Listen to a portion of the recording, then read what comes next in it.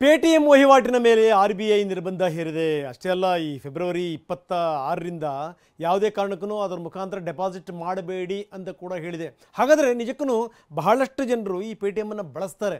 ಬಳಸಬೇಕೋ ಬೇಡವೋ, ಅಥವಾ ಹಾಕಿದಂಥ ಹಣ ಎಲ್ಲಿಗೆ ಹೋಗುತ್ತೆ, ಏನು ಎತ್ತ, ಇದೆಲ್ಲದರ ಬಗ್ಗೆ ಹಲವಾರು ಪ್ರಶ್ನೆಗಳಿದ್ದಿವೆ. ನಿಜಕ್ಕೂ ಹಾಗಾದರೆ ಏನು ನಡೀತಾ ಇದೆ ಪೇಟಿಎಂ ವಿಚಾರಕ್ಕೆ ಸಂಬಂಧಪಟ್ಟಂಗೆ? ಯಾಕೆ ಕೇಂದ್ರ ಸರ್ಕಾರ ಈ ನಿರ್ಧಾರಕ್ಕೆ ಬಂದಿದೆ? ಯಾವ ಕಾರಣದಿಂದಾಗಿ RBI ಇದರ ಮೇಲೆ ನಿರ್ಬಂಧ ಹೇರ್ತಾ ಇದೆ? ಬನ್ನಿ ನೋಡೋಣ.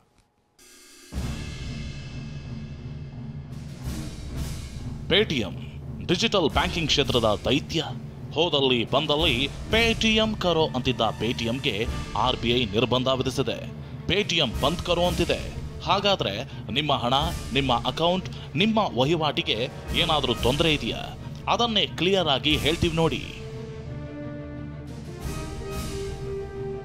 ಅಷ್ಟಕ್ಕೂ RBI ನಿರ್ಬಂಧ ವಿಧಿಸಿರೋದು ಪೇಟಿಎಂ ಪೇಮೆಂಟ್ಸ್ ಬ್ಯಾಂಕ್ಗೆ ಮಾತ್ರ.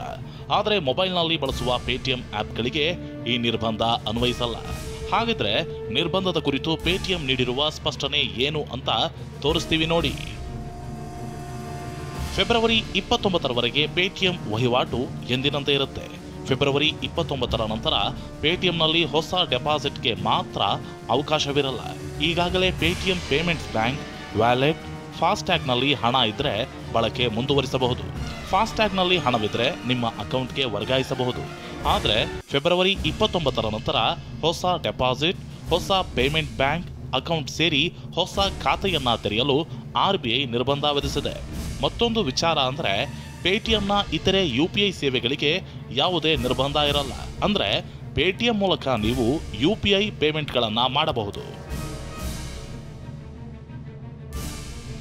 ಪೇಟಿಎಂ ಮೇಲೆ ನಿರ್ಬಂಧ ಬೀಳ್ತಿದ್ದಂತೆ ರಾಜಕೀಯದಲ್ಲೂ ಚಟಾಪಟಿ ಶುರುವಾಗಿದೆ. ಈ ಬಗ್ಗೆ ಟ್ವೀಟ್ನಲ್ಲಿ ಕುಟುಕಿರೋ AICC ಪ್ರಧಾನ ಕಾರ್ಯದರ್ಶಿ ಪ್ರಿಯಾಂಕಾ ಗಾಂಧಿ, ಮೋದಿಯವರ ಆಡಳಿತದಲ್ಲಿ ಎಲ್ಲಾ ಸಂಸ್ಥೆಗಳು ನಾಶವಾಗುತ್ತಿವೆ ಎಂದಿದ್ದಾರೆ. ಅಲ್ಲದೆ ಹಿಂದೆ ರಾಹುಲ್ ಗಾಂಧಿ ಪೇಟಿಎಂ ಅಂದ್ರೆ ಪೇಟು ಮೋದಿ ಅನ್ನೋ ಹೇಳಿಕೆಯನ್ನ ಟ್ವೀಟ್ನಲ್ಲಿ ಹಂಚಿಕೊಂಡಿದ್ದಾರೆ.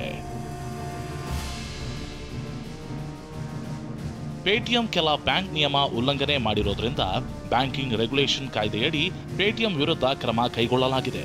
ಆದರೆ ಪೇಟಿಎಂ ಬಂದಾಯಿತು ಅಂತ ಅದೆಷ್ಟೋ ಗ್ರಾಹಕರು ಪೇಟಿಎಂ ಆಪ್ ಅನ್ನ ಅನ್ಇನ್ಸ್ಟಾಲ್ ಮಾಡಿದ್ದಾರೆ. ಹೀಗಾಗಿ ಒಂದೇ ದಿನದಲ್ಲಿ ಪೇಟಿಎಂ ಷೇರು 20% ಕುಸಿದಿದೆ. ಆದರೆ ಪೇಟಿಎಂನಿಂದ UPI ಅಂದ್ರೆ ಸ್ಕ್ಯಾನ್ ಮಾಡಿ ಹಣ ಪಾವತಿಸಬಹುದು.